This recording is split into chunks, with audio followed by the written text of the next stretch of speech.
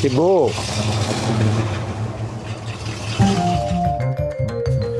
Chers petits observateurs, cette vidéo est sponsorisée par les centres de lavage Wash. Je vous invite à télécharger leur application. Dans le lien en description, il y a une promotion qui vous est réservée et vous trouverez la station de lavage la plus proche de chez vous. Alors aujourd'hui, je suis très content parce que ça fait très longtemps que je voulais qu'on se rencontre avec Jordan. Tu vas bien? Bah oui, toi. Tu es plus qu'un petit observateur. Oui, on peut dire ça. Voilà, parce qu'on se connaît depuis longtemps, on se parle souvent. Et quand tu as eu cette Pontiac Firebird de 69, hein, C'est ça. enfin les planètes se sont alignées, t'as dit je peux venir avec. Ouais, surtout qu'elle roule très bien. J'ai une grande confiance en cette voiture. Donc vraiment, je me suis dit, allez, c'est parti, là, cette fois-ci, on y va. Je peux les rejoindre en toute quiétude. Alors, tu connais la tradition, hein, Ouais. moi je tourne tout à l'heure, je suis curieux de savoir quel est ton petit détail, parce qu'elle est truffée de petits détails. Ouais. Mais on va quand même commencer par ça, donc c'est lequel qui t'enchante chaque matin? Comme tout le monde, je vais dire qu'il y en a plein, effectivement. Mais on va parler vraiment d'un détail qui caractérise particulièrement les Pontiac de cette génération. C'est ce qu'on appelle le hood tack, le contour de capot. Le quoi, le ou? Le hood tack, en anglais hood tachometer, donc contour de capot. C'est-à-dire que le contour est sur le capot moteur. Tout à fait, donc tu l'as dans l'horizon, il n'est pas dans l'instrumentation du tableau de bord. Ils ont décidé de le mettre dans le capot pour que tu l'aies toujours à l'œil quand tu regardes l'horizon en fait. Ça, c'était de série? Et c'était une option. Génial. Voilà, donc c'est une option, vraiment si je ne l'avais pas, je l'aurais installé. Donc le fait de l'avoir d'origine sur cette voiture, ça a été le petit détail qui m'a fait craquer en plus. Alors on va aller dans le petit détail du petit détail, parce qu'on s'est quand même beaucoup parlé. Tu m'as dit les premières années, il y avait plein de buées là-dedans. Oui, tout à fait, Moi, tu as bonne mémoire. J'ai suivi. Tu m'as dit, bah ouais, on voyait rien en fait. Bah, c'était le cas jusqu'à ce matin, puisque je l'ai emmené au car wash hier, et il y avait plein de buée dedans, et là tu vois, c'est le temps de sécher avec la route. Ouais. Et effectivement, ils ont eu un souci très vite, parce que ça a été introduit dès 67 sur beaucoup de Pontiac. Et très vite, il y a eu un souci de joint qui faisait que de la buée rentrait dedans, et au bout d'un moment, tu voyais plus rien, le temps que ça sèche. Et bah pour la petite anecdote, j'ai appris en me renseignant qu'ils avaient corrigé le problème dès 70 avec un petit kit de durite qui rejoignait la soufflerie du chauffage pour enlever la buée. Et aujourd'hui encore, je peux acheter ce kit si je veux régler ce problème. On peut ouvrir le capot, qu'on voit comment, que ce sera Bien sûr. peut-être plus facile aussi pour que Julien fasse le... Ouais. Ah oui, c'est vrai qu'il n'y a pas de tirette. Non, c'est à l'extérieur. Alors ça, c'est Voilà. pareil, c'était des options. Hein, tu vois, vraiment le truc assez Ah inattendu. oui, elle est là, la petite... Exactement. Tu vois qu'elle est reliée au faisceau du véhicule. Et a priori, ce serait vraiment l'accessoire d'époque et pas un aftermarket comme tu peux encore acheter aujourd'hui.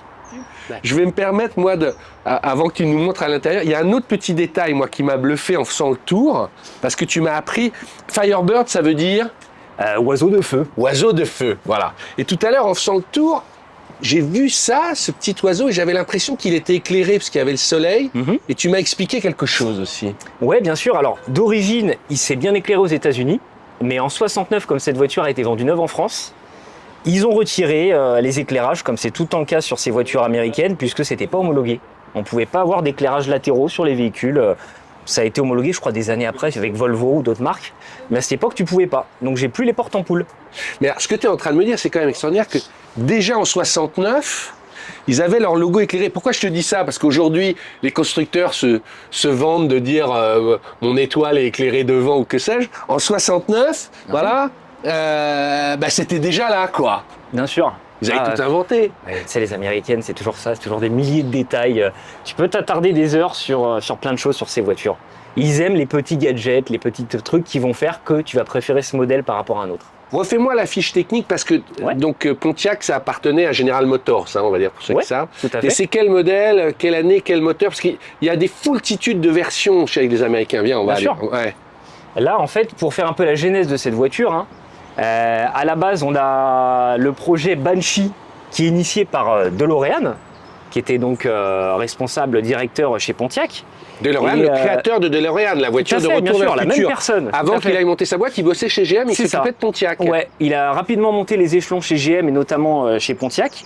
Et il avait en charge le projet Banshee qui était une concurrente de la Ford Mustang. L'idée, c'était de concurrencer la Mustang qui avait créé un nouveau segment, hein, la Pony Car, qui a été un succès inattendu. Et tous les constructeurs ont souhaité se mettre un petit peu dans la tendance et proposer un modèle, leur propre version de la Pony Car. Donc chez Chevrolet, on avait la Camaro. Mais chez Pontiac, il est aussi question de faire la même chose. Et au début, DeLorean a de grandes ambitions.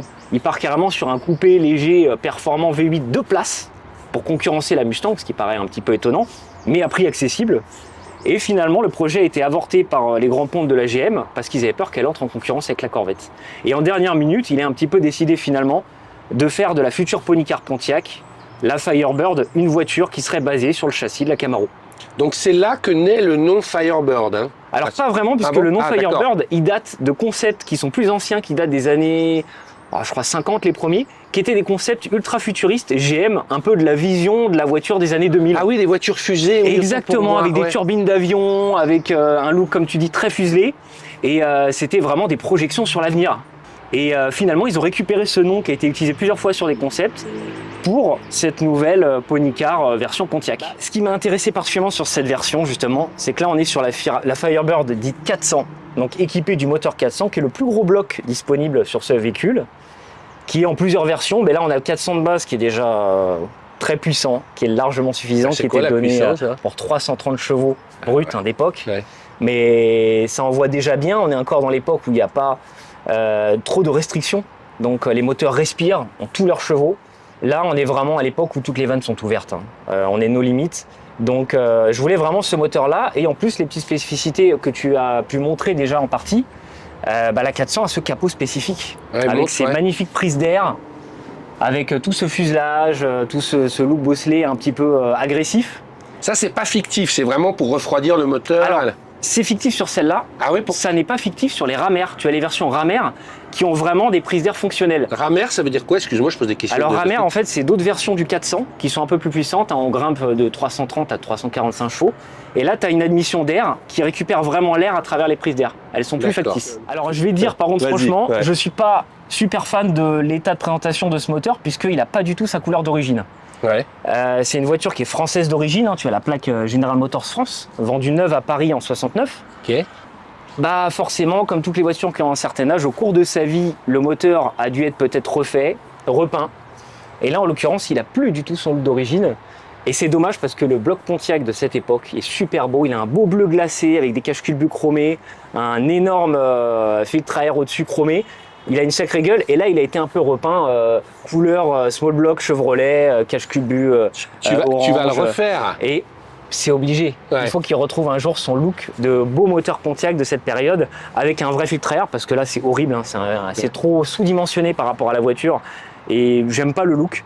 Donc voilà, ça c'est quelque chose dont je vais m'occuper. On y reviendra, mais peut-être certains t'ont reconnu, Jordan. Tu es un spécialiste, tu en as fait ton métier. Tu achètes des voitures américaines pour tes clients. Tu as 2 sites, Sopcar où tu racontes la culture américaine, qui est absolument génial, et Rambler où c'est devenu ton métier. Tu vas inspecter des voitures et trouver pour tes clients. On en reparlera tout à l'heure. Mais donc c'est pas juste, cette voiture, je dis pas que c'est ton démonstrateur, parce que c'est la tienne, tu l'as achetée il y a peu de temps. Mais voilà, c'est pas juste un hobby, quoi. Voilà. Non, je suis vraiment mordu et je fais attention à plein de détails, l'état de la voiture, son histoire. Et là, j'ai vraiment craqué sur ce modèle pour plein de choses, la configuration, mais aussi, tu verras, l'état général. Mais alors, juste avant de rentrer dans le détail de la configuration de l'intérieur, moi, quand même, hier, j'étais très surpris parce que tu dis, ouais, elle fait 300 chevaux, le V8, tout. Je dis, ah ouais, c'est une muscle car. Et hier, au téléphone, tu explique. Donc, il y a des catégories, là, on rentre chez les spécialistes, mais explique. Tu dis, non, c'est une compacte. Ouais, tout à fait. On a du mal à le croire, nous. Bah, en fait, si on prend la traduction littérale officielle de la muscle car, une muscle car, c'est un coupé de taille intermédiaire qu'on a transformé dans une version sport. Et là, en l'occurrence, on n'est pas sur un coupé de taille intermédiaire, mais sur une voiture compacte, une Pony Car. Mais elle mesure combien, celle-là, tu sais? Alors, à l'échelle de l'Europe, compacte, on s'entend, elle fait 4,85 m de long sur 1,87 m de large. Mais ce que tu es en train de me dire, c'est que pour nous, on se dit, waouh, on fait pas attention, on se dit c'est un gros truc. Tu dis, non, au States, ça, c'est la... C'était petit, ça. C'était petit. Il y avait vraiment... il y avait beaucoup plus gros, il y avait les full size, les mid size, et en dessous ça. Donc ça donne un peu une idée d'échelle. Tu prends la GTO, elle est quoi? Elle est 30-35 cm plus longue. On parlait de la GTO, je te disais, les feux arrière sur la GTO, c'est 3 bandes magnifiques. Ça, c'est emprunté à la GTO. Ça, c'est tout à fait. Ceux qui sont, je mettrai des photos, si je trouve des photos libres de droit. Ça, c'est la même chose. Ouais, c'est un gimmick de la GTO qui a été repris parce que ça plaisait bien. Et c'est ce qu'on appelle les feux Frenchés, en fait, très apprécié dans le custom. Comment t'appelles ça, feu Frenchés. Alors, ça veut dire quoi? Je n'ai pas l'origine exacte du terme. Pourquoi French, le rapport avec la France? Peut-être, je sais pas. Des frites. Mais surtout que tu as vraiment l'accent. Hein. Ah ouais? Je crois que même en anglais, tu as l'accent, si je dis pas de bêtises. Et en fait, l'idée, c'est d'avoir des lignes plus pures avec des feux qui sont intégrés dans la carrosserie et non pas protubérants. Je me serais jamais vu avec une voiture noire. Alors noir, intérieur noir, tu vois, en plus. Et finalement, je sais pas, celle-là, elle a un côté badass. Quand j'ai vu la config avec le capot en 400, avec le hood-tack, avec toutes les options que tu vas voir à l'intérieur. Alors, autre défaut, hein, ça vous le voyez, c'est détendu. Tu vas refaire la sellerie, mais globalement, le reste est bien. Mais pour une Firebird, à comparer avec la moyenne des Firebird américaines, on a quand même 4 vitres électriques, on a le siège électrique à l'avant, on a l'instrumentation complète à aiguille, c'est pas juste des voyants, donc on a absolument toutes les infos essentielles accessibles, on a l'horloge. Tout ça, c'était des options? Ouais, tout à fait. Si tu prenais une Firebird de base, tu avais des vitres manuelles, tu avais des sièges manuels. Mets-toi, assieds-toi que je vois ta position de conduite. Parce qu'en fait, vraiment, à l'époque, hein, chez les Américaines, les prix commençaient bas et on pouvait vraiment les personnaliser à la carte. C'était vraiment une politique. Tout à fait. Et en fait, l'Américain moyen, il commandait vraiment sa voiture quasiment au dollar près. C'est-à-dire que quand on est sur un véhicule comme ça qui était plutôt accessible, hein, c'était un petit peu plus cher qu'une Mustang, mais ça restait quand même accessible, tu avais vite fait d'augmenter le prix en rajoutant pas mal d'options, mais de manière assez importante. Donc souvent, l'Américain moyen prenait vraiment l'essentiel. C'est-à-dire qu'il allait prendre peut-être les freins à disque avec l'assistance de frein, la direction assistée, mais pas les vitres électriques parce que c'était trop cher et finalement, à quoi bon? Est-ce que c'est vraiment utile? Et donc, avoir une config comme ça aussi bien optionnée aux États-Unis, c'est très rare. Mais là, du fait que ce soit une voiture vendue neuve en France, étant donné les taxes, le coût de transport, c'était des véhicules qui de toute façon s'adressaient à un public qui avait quand même les moyens en France. Et du coup, quitte à la faire importer, à payer autant de taxes, autant leur amener un véhicule déjà bien équipé pour qu'ils en aient pour leur argent. Mais là, tu me disais aussi tout marche, parce que tu expliques souvent dans tes vidéos, quand tu fais des inspections de voitures, ça peut vite être un enfer, une horloge qui fonctionne pas, une vitre machin, ça paraît rien et c'est compliqué en fait. Exactement, et c'est aussi ce qui m'a fait craquer sur cette voiture, parce que j'ai craqué sur l'annonce, sur les photos, je suis allé la voir en me disant par habitude, bon bah il y aura toujours une petite marge de négo, je vais utiliser les vitres électriques, il y a au moins la moitié qui va pas descendre, qui va pas remonter, l'instrumentation pareil, il y a des aiguilles qui marcheront pas, plein de petits détails où je me suis dit bon, par habitude on sait que ça, au bout d'un moment les contacts vieillissent mal, les faisceaux sont un peu fatigués, donc il y a plein d'équipements électriques autres qui fonctionnent pas. Et là je rentre dans cette voiture, elle démarre super bien, elle tourne bien, tous les voyants, enfin toutes les aiguilles montent bien, se positionnent où il faut, les 4 vitres électriques remontent et descendent, le siège électrique pareil, tout fonctionne. Donc là je me dis ouais, on sent la voiture entretenue, il y a des choses qui ont été faites. Avant d'aller faire le petit tour, on va ouvrir le coffre, parce que je voudrais te remettre ton kit wash. Tu sais, on remercie les centres de lavage wash que vous pouvez trouver près de chez vous en téléchargeant l'application. Comme ça, vous pouvez à la fois payer directement en chargeant la carte. Si vous allez sur le lien en description, vous aurez une promotion. Et il y a le kit wash qui est toujours, voilà, que serions-nous sans lui, où je suis heureux de te remettre toujours l'ensemble des produits pour les cuirs, pour les plastiques, pour les vitres, pour les textiles. Ça, c'est ce qu'on préfère. Parce que toi qui es quand même tout à l'heure, mais tu as une microfibre par type pour la carrosserie, pour le plastique, pour les vitres, pour sécher, pour les fauteuils. Ça, c'est la base. Tu as ta petite mallette. Tu as à la fois un désodorisant, un entretien plastique et les souvenirs d'auto. Et je te remettrai 50 € de lavage gratuit. Donc je vous invite à télécharger le lien, voilà, pour directement aller. Et puis on va aller faire notre petit tour dans Asnières. Voilà, on va faire vrombir le V8. C'est beau. Et là tu vois ton contour. Exactement.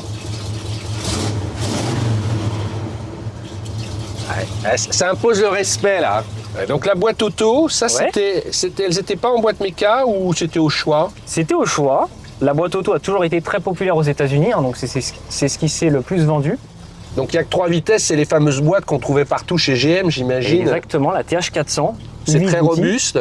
Ouais, c'est indestructible. Disons que l'avantage aussi avec ça, quand tu as des gros moteurs V8 coupleux, c'est que tu n'as pas trop peur de cramer l'embrayage. Ça supporte bien les gros couples, et puis c'est extrêmement souple et agréable, très polyvalent. Hein. Les puristes souvent sont beaucoup plus boîte manuelle pour côté un peu sportif, manier la mécanique, tout ça, mais c'est une philosophie. Alors moi, ça va être short par contre. Ouais, ça va être short. Ça passe, ça passe, ça passe. Et moi, je trouve que sur une américaine comme ça, la polyvalence de la boîte auto s'apprécie vraiment parce que c'est bête à dire, mais on a quand même, surtout en Ile-de-France, des routes assez encombrées. Et la boîte manuelle, au bout d'un moment, quand tu te retrouves des fois sur des embouteillages ou en ville, au bout d'un moment, t'en as vite marre. Alors que là, vraiment, dans toutes les conditions, tu apprécies de sortir ton américaine. J'aime bien comme tu dis ça. Tu m'as dit, je suis trop content, par exemple le bois, ça tu m'as dit. Oui, ça fait partie des détails qui m'ont plu aussi, c'est que d'habitude tu as la configuration soit full black, soit il me semble chrome. Tu m'as dit aussi la colonne direction réglable. Oui, tout à fait, le tilt steering wheel, ça c'est pareil, c'était une option. Et faut savoir qu'on est quand même, c'est ce que je recommande à mes clients, en comparaison avec la Mustang, on est mieux installé que dans une Mustang. On a plus de place aux jambes pour les grands. Et c'est ce qui fait que généralement quand j'ai des clients par exemple qui recherchent une pony car style Mustang et qui sont grands, à 1m80 à 85 minimum, j'aurais plutôt tendance à les renvoyer vers une Firebird ou une Camaro. On est quand même mieux installé. C'est quoi l'état du marché des américaines en France aujourd'hui, enfin en Europe, en France aujourd'hui, tu vois? On va dire déjà sur ces voitures-là. Alors, c'est des voitures qui ont pris une certaine cote. Tout ce qui est Camaro, Firebird de première génération, elles ont pris plus de valeur que les modèles des générations suivantes, même si ça commence à augmenter aussi. La Camaro reste quand même beaucoup plus populaire, parce que beaucoup plus connue de par le cinéma, de par la culture générale, on va dire. La Firebird a aussi ses adeptes, mais beaucoup plus aux États-Unis qu'en Europe. C'est vrai qu'il y a vraiment des teams Pontiac, des teams Chevrolet. Ah oui, c'est ça. Ouais. Il y a vraiment des grosses communautés autour de toutes ces marques. À savoir qu'à cette époque aussi, la particularité, c'est qu'on n'est pas du tout dans l'époque de la standardisation. Chaque constructeur a ses propres moteurs. Aujourd'hui, ça nous paraît ahurissant quand on voit que le moteur Pontiac était propre à Pontiac. Exactement, c'est-à-dire qu'ils auraient pu. Le contraire. Ah ouais. Comme c'était le châssis de la Camaro, tu te dis ils auraient pu standardiser, faire des économies d'échelle et prendre les moteurs Chevrolet et mettre les mêmes moteurs. Non, Pontiac avait ses propres moteurs. Tu as les moteurs Pontiac chez Pontiac, les moteurs Chevrolet chez Chevrolet, ce qui va disparaître au début des années 80. Évidemment pour des économies d'échelle qui paraissent évidentes. Alors tu disais, elles ont pris une certaine cote, mettons les pieds dans le plat, ça vaut combien une voiture dans cet état-là qui est quand même très propre? Alors, en Europe, c'est des véhicules qu'on va pouvoir trouver autour des 35-40 000 euros. Ça se consolide. Je dirais pas que ça prend beaucoup de valeur maintenant, mais ça se consolide et ça reste des véhicules qui plaisent bien, qui incarnent un petit peu tout ce que beaucoup recherchent dans une américaine. Toi qui te balades un peu partout en Europe, ça fait presque 10 ans que tu fais ça, notamment avec Rambler maintenant. Tu dirais que le stock reste le même, que la qualité baisse, monte, qu'on entretient mieux, tu vois, c'est quoi ton regard? Inexorablement, tu vois quand même que les années passent et que les belles voitures se raréfient. Il y a un phénomène où les véhicules qui ont longtemps eu peu de valeur, qui maintenant en prennent, du fait de leur faible valeur pendant des années, ils ont peu été considérés, peu conservés, mal entretenus. Et aujourd'hui, tu galères à trouver certains modèles en bon état. Il y a des véhicules, il y a 10-15 ans, je les trouvais plus facilement en bon état. Mercury Cougar, par exemple, tu vois, je cherchais des Mercury Cougar pour des clients. Il y a 10-15 ans, on en trouvait beaucoup plus en vente. Maintenant, c'est plus compliqué. Et alors, en bon état, c'est encore pire. Tu me disais, en revanche, le bon côté, c'est que c'est globalement facile d'entretien et on trouve les pièces, même s'il y a à boire et à manger. C'est ça, c'est génial.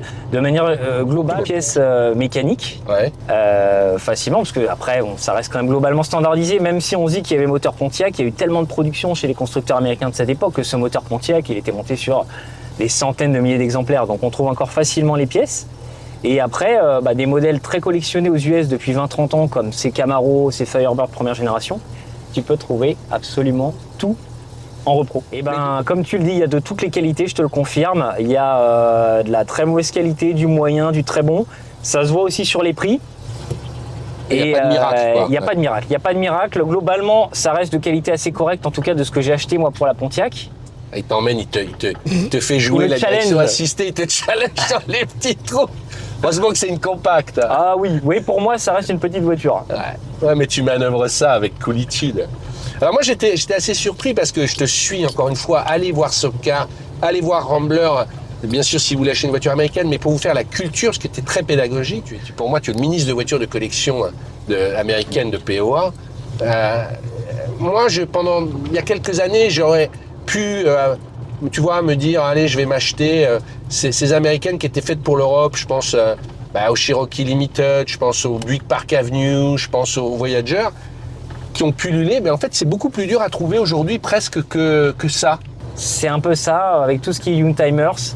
Ça fait partie de ces voitures qui sont, pendant longtemps, étaient des modèles d'occasion, qui n'avaient pas de vertu forcément sportive ou qu'on imaginait comme des futurs collectors. Donc, ils n'ont pas été conservés comme ils auraient pu l'être. Et aujourd'hui, trouver un Voyager, un Cherokee, une Park Avenue en bon état, c'est ironiquement des fois plus compliqué qu'une Camaro première génération. Parce qu'autant les Camaro première génération, très vite on les a collectionnés, on les a conservés, autant ces véhicules qu'on voyait vraiment comme des véhicules familiaux ou très populaires, on les a pas trop considérés. Et aujourd'hui, trouver une belle Big Park Avenue, par exemple, ça devient compliqué, bien qu'il s'en ait vendu beaucoup en France. Et c'est des véhicules qui deviennent cool aujourd'hui. C'est marrant que tu en parles parce que tu regardes un peu les Voyager, tous ces monospaces années 80-90, c'est générationnel. Toi, avec Rambler, tu fais des inspections très poussées, hein, c'est un forfait. Je te compare un peu à Alexandre Guirao chez nous qui fait toutes les classiques, les voitures de collection que les gens suivent bien, mais toi, tu le fais sur l'américaine. Mais tu fais des rapports détaillés en photo, tu passes du temps. C'est vraiment une garantie. Donc moi, l'idée, c'était de me dire comment je peux vendre mon expertise autrement. Et pourquoi pas proposer directement de l'inspection.